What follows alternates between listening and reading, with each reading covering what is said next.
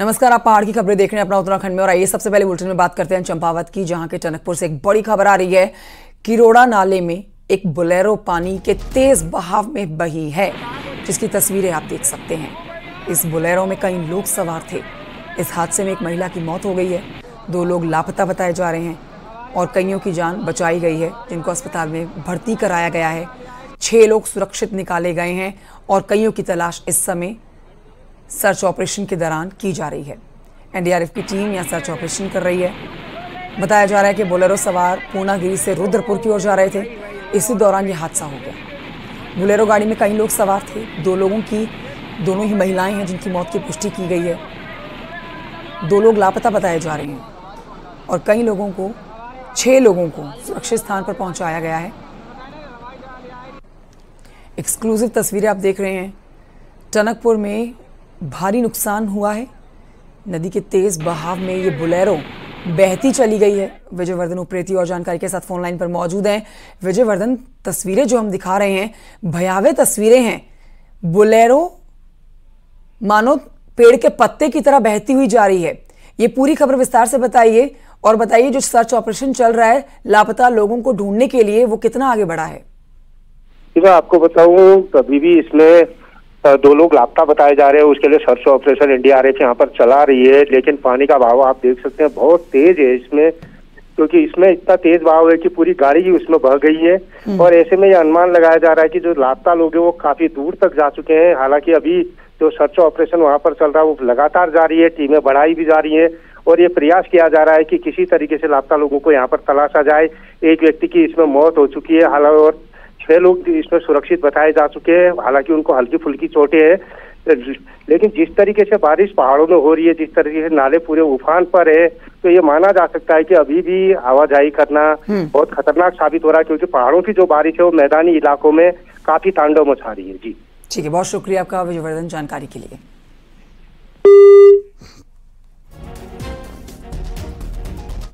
और आइए बढ़ते हैं आगे। केदारनाथ की खबर आप तक पहुंचाते हैं, जहां पर केदारनाथ के लिए हेलीकॉप्टर सेवा शुरू कर दी गई है। एक बार फिर से 30 श्रद्धालुओं ने बाबा केदार के दर्शन भी किए हैं। कल 50 श्रद्धालुओं ने केदारनाथ में दर्शन पूजन किए थे। केदारनाथ धाम में लगातार मौसम खराब हो रहा है, जिसकी वजह से सुबह केदारनाथ के लिए हेलीकॉप्टर उड़ान नहीं भर पा रहे थे। सरकार हेली टिकटों में 25% की सब्सिडी दे रही है। हेली यात्रा को लेकर श्रद्धालुओं में भारी उत्साह देखने को मिल रहा है, लेकिन खराब मौसम हेली यात्रा में खलल भी डाल रहा है। बाबा केदार के दर्शन करने के लिए श्रद्धालु हेली सेवा ले रहे हैं। 25% का फायदा भी उठा रहे हैं जो सब्सिडी सरकार की तरफ से मिल रही है। श्रद्धालुओं का कहना है कि श्रावण मास बाबा केदार के दर्शन और जलाभिषेक के लिए शुभ होता है और ऐसा अवसर बार बार नहीं मिलता है। ये मन को उत्साहित करने वाला दिन है, लेकिन खराब मौसम हेली सेवा को रोक रहा है। बड़ा अपडेट ये कि एक बार फिर से हेली सेवा शुरू की गई है साफ मौसम के चलते।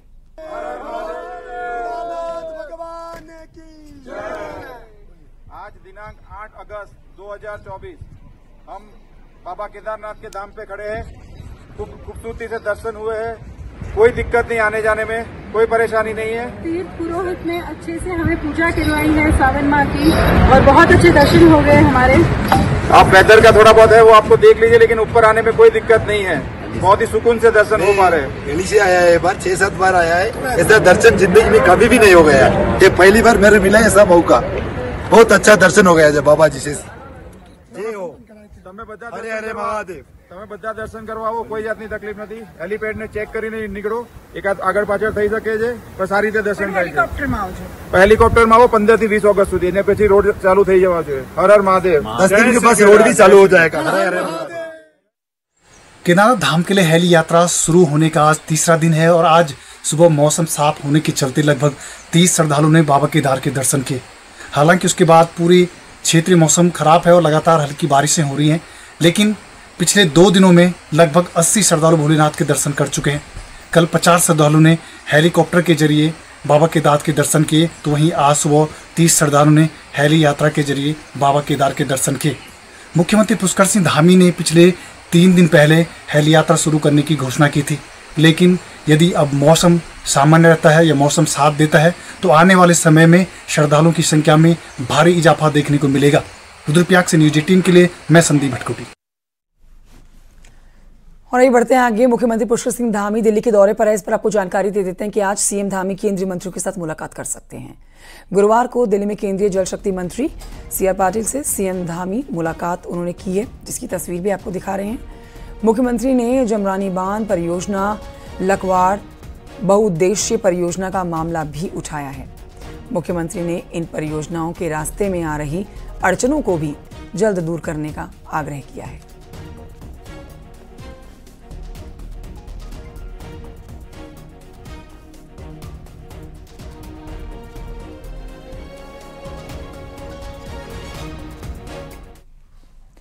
और ये बढ़ते हैं आगे। उत्तराखंड बाल अधिकार संरक्षण आयोग की चेयरमैन गीता खन्ना ने प्रमुख सचिव अल्पसंख्यक कल्याण विभाग को पत्र भेजकर प्रदेश में संचालित मदरसों की जांच की मांग उठाई है। गीता खन्ना ने कहा है कि प्रदेश में अल्पसंख्यक कल्याण के नाम पर कई मदरसे अवैध रूप से संचालित हो रहे हैं। इन मदरसों में बड़ी संख्या में बाहरी प्रदेशों के बच्चे पढ़ रहे हैं। ये बच्चे कौन हैं, कहां से आए हैं, इसकी जांच की जानी चाहिए। उधर मदरसा बोर्ड का कहना है कि उनकी जवाबदेही सिर्फ उन मदरसों के लेकर है जो मदरसा बोर्ड में रजिस्टर्ड हैं। गैर रजिस्टर्ड मदरसों पर कार्रवाई का उनके पास कोई नहीं। भी किसी बिल्डिंग को मदरसे का रूप कैसे कह सकता है या नाम दे सकता है, क्योंकि एक मदरसा बोर्ड है। तो अगर आप मदरसा चला रहे हैं तो आप मदरसा बोर्ड में रजिस्टर करिए। वो माइनॉरिटी के फायदे के लिए या माइनॉरिटी की एजुकेशन के लिए आप कर रहे हैं, उनको इस्लाम की दृष्टि से सुदृढ़ कर रहे हैं, तो कम से कम अपनी माइनॉरिटी कमीशन को बताइए। अगर आप शिक्षा दे रहे हैं, फॉर्मल एजुकेशन दे रहे हैं बच्चों को, तो शिक्षा विभाग को बताइए। जो हमारे मान्यता बोर्ड से, मदरसा बोर्ड से लेता है, उसी पे हमारा अधिकार क्षेत्र लागू होता है और उन्हीं के हम जो है सुपरविजन करते हैं। अगर कोई अनियमितता होती है तो उस पर कार्रवाई करते हैं। गैर रजिस्टर्ड का हमारे जो है मदरसा बोर्ड में कोई रिकॉर्ड। आपदा को लेकर धामी सरकार की केंद्र से विशेष पैकेज मांग की तैयारी अब शुरू हो चुकी है, जिस पर उत्तराखंड कांग्रेस के प्रदेश अध्यक्ष करण मारा का कहना है कि उत्तराखंड में आपदा से बहुत नुकसान हुआ है और इसके लिए केंद्र को विशेष पैकेज देना चाहिए। इसके साथ ही करण मारा ने कहा है कि केंद्र सरकार को उत्तराखंड समेत हिमालयी राज्य में आपदा के मानकों में बदलाव करना चाहिए। देखिए रिपोर्ट।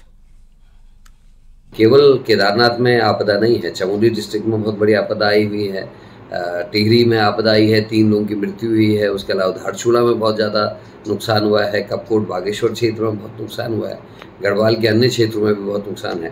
तो मुझे लगता है कि बहुत ज़्यादा पैसे की ज़रूरत पड़ेगी, क्योंकि जोशीमठ पहले ही बर्बाद पड़ा हुआ है और 1 साल से ज़्यादा हो गया, वहाँ कुछ भी नहीं हुआ है।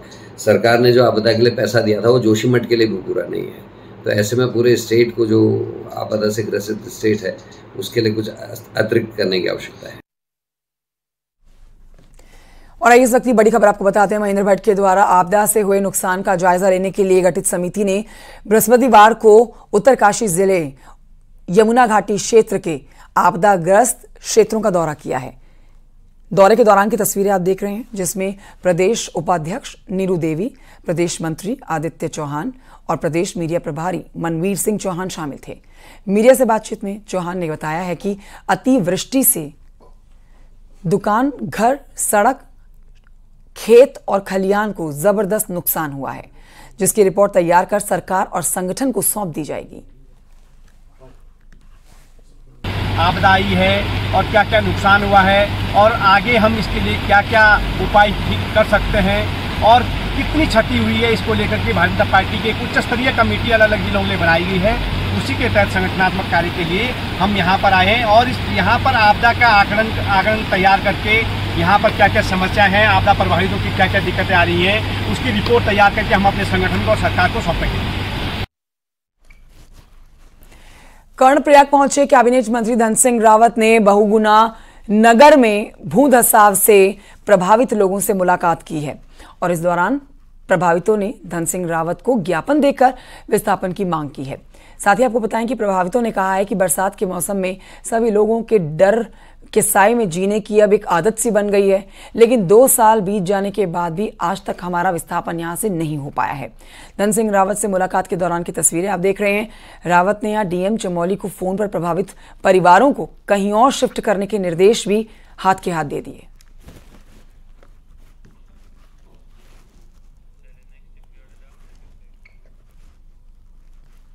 उधर पौड़ी जिले के थलीसैंण क्षेत्र के जैतीडांग क्षेत्र में बीते महीने बादल फटने से हुए नुकसान का खामियाजा ग्रामीण अब भी भुगत रहे हैं। हाल ही में यहां बीमार मरीजों को डंडी के सहारे ग्रामीण कंधे में लाकर मुख्य मार्ग तक पहुंचा रहे हैं। दरअसल गांव को जाने वाले मार्ग आपदा के कारण क्षतिग्रस्त हो चुके हैं, लिहाजा ग्रामीण अपनी जान को जोखिम में डालकर मरीजों को मुख्य मार्ग तक पहुंचा रहे हैं। ग्रामीणों ने जल्द क्षतिग्रस्त मार्ग, पैदल रास्ते और पुलिया को दुरुस्त करने की मांग के साथ ही गांव में स्वास्थ्य सेवा की भी मांग की है। वहीं स्वास्थ्य मंत्री धन सिंह रावत ने कहा है कि सरकार पूरे प्रयास कर रही है कि आपदा प्रभावितों पर हर मदद उन तक पहुंचाई जा सके। बाधित सड़कों को ठीक किया जाए, पैदल रास्तों को ठीक किया जाए, पुलियों का निर्माण किया जाए, जिनके निर्देश दिए गए हैं अधिकारियों को।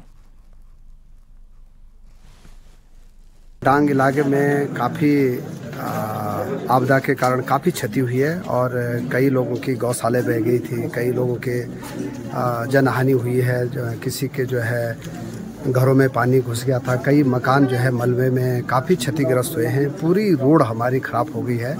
कह सकता हूँ कि इस दुख की घड़ी में हमारी पूरी सरकार जो है परिवार उनके जैती और डांग के जितने भी परिजन हैं उनके साथ खड़ी है और मैं कह सकता हूं कि वहां की रोड भी हम बहुत जल्दी खोलने का प्रयास करेंगे।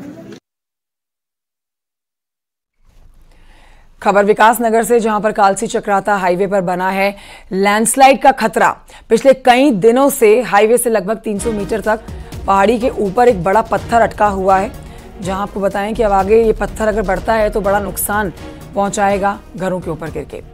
तहसील प्रशासन ने पीडब्ल्यूडी और वन विभाग को पत्थर हटाने के लिए पत्र लिखा है, लेकिन बावजूद इसके अभी तक पत्थर को हटाने की कोई कार्रवाई नहीं हुई है।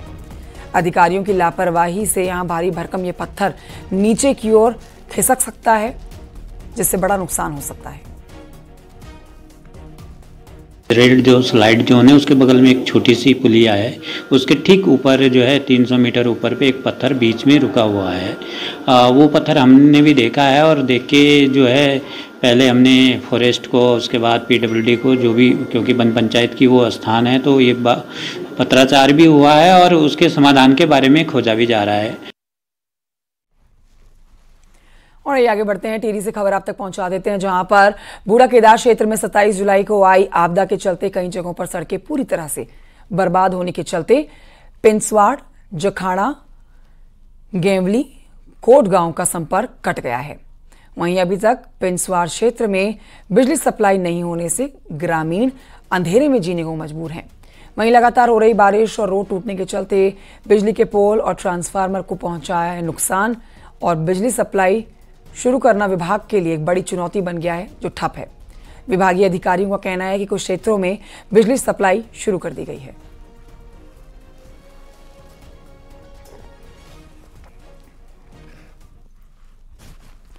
कोटद्वार से सटे हुए उत्तर प्रदेश के बगलनाला, शाहजहांपुर, प्रेमनगर समेत कई गांवों के किसान जो हैं इन दिनों जान जोखिम में डालकर कोटद्वार पहुंच रहे हैं। दरअसल स्नेह इलाके से पाखरो जाने के लिए बीच में जो खो नदी है उसको पार करना पड़ता है और पाखरों से सटे हुए बॉर्डर एरिया में रहने वाले लोगों के लिए कोटद्वार की सब्जी मंडी ही नजदीक का सबसे बाजार है, जहां वो अपनी सब्जियां बेच सकते हैं। तो नजदीकी बाजार अब जाने में भी खतरा है। खो नदी के उफान पर आने के चलते किसान अपनी जान जोखिम में डालकर इस उफनती हुई नदी को पार कर रहे हैं। ये तस्वीरें भी आप देख रहे हैं। खेतों में अपनी मेहनत बर्बाद ना हो जाए इनकी, इसके लिए सिर पर इस सब्जियों को उठाते हुए उफनती हुई नदी को पार करके बाजार तक पहुंचने की कोशिश कर रहे हैं, जिससे 4 पैसे घर में आए और खाने पीने का, जरूरत का सामान जुटाया जा सके। तमन्ना भैया, जीवन मुश्किल पड़ गया। अच्छा, कहाँ से आ रहे हैं आप लोग, कहाँ जाना है? प्रेमनगर भूमिनान गांव से आ रहे हैं जी। हाँ, कोटद्वार जा रहे हैं। तो रोज इसी तरीके से रोजाना ऐसे हालात बुरे हैं। पानी जिस दिन रुक जाएगा उसी दिन रुक जाना पड़ा, नहीं निकलना पड़ा भैया जी, ज्यादा बुरा हाल है, क्या करें। उत्तराखंड पर एक बार फिर से आपदा का संकट मंडरा रहा है, क्योंकि अगले 5 दिन तो भारी बारिश होने वाली है, लेकिन उसके ठीक बाद यानी कि 15 अगस्त के बाद भी भारी से भारी बारिश का रेड अलर्ट जारी कर दिया गया है। ऐसे में पूरा प्रशासन अलर्ट मोड पर आ गया है। रिपोर्ट देखिए।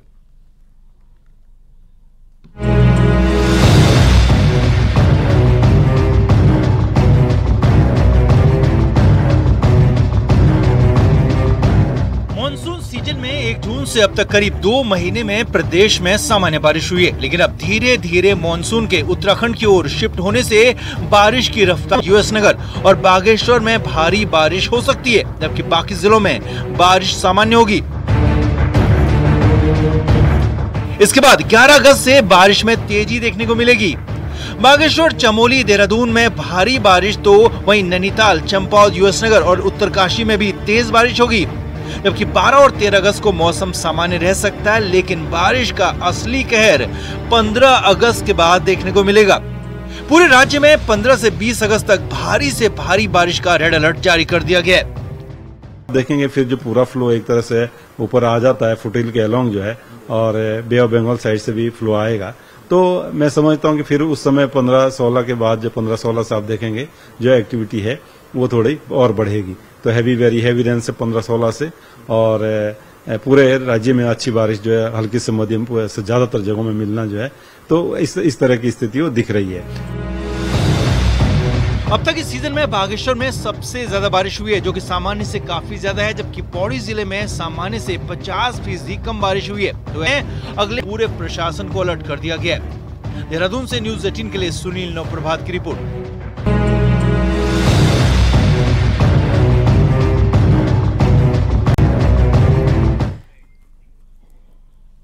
एक छोटे से ब्रेक के लिए रुकना होगा, जल्द लौट रहे हैं।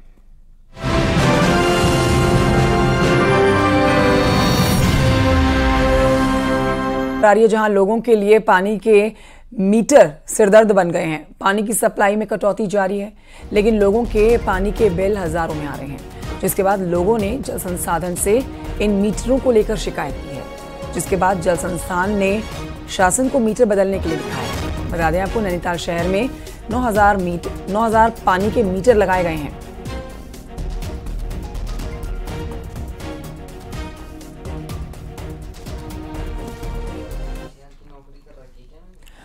उधर रुड़की क्षेत्र से खबर है, सिविल अस्पताल डॉक्टरों की कमी से यहां लोग परेशान हैं। ये सिविल अस्पताल, यहां पर डॉक्टरों की कमी ये अस्पताल भी झेल रहा है।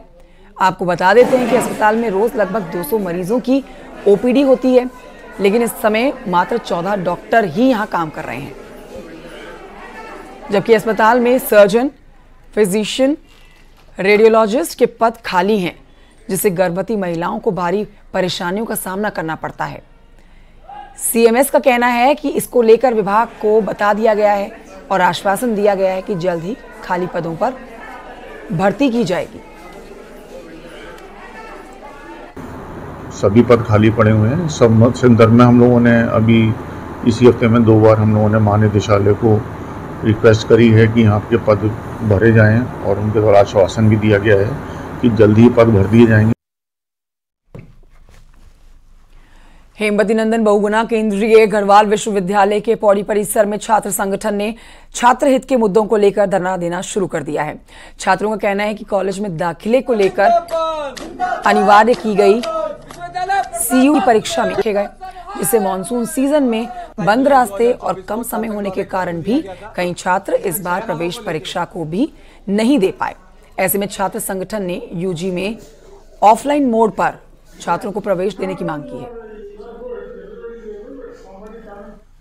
विश्वविद्यालय प्रशासन को छात्र संघ द्वारा एक ज्ञापन सौंपा गया था, जिसमें हमारी 6 मांगों को लेकर विश्वविद्यालय प्रशासन से गुजारिश थी कि जल्द से जल्द इन मांगों को छात्र हितों में पूरा किया जाए। जिसमें पहली मांग हमारी है कि 2013 से बस की डिमांड है डॉक्टर बीजे परिसर के लिए की जा रही है, पर आज 2024 हो जाने के बावजूद भी अभी तक वो बस डॉक्टर बीजे परिसर को नहीं दी गई है।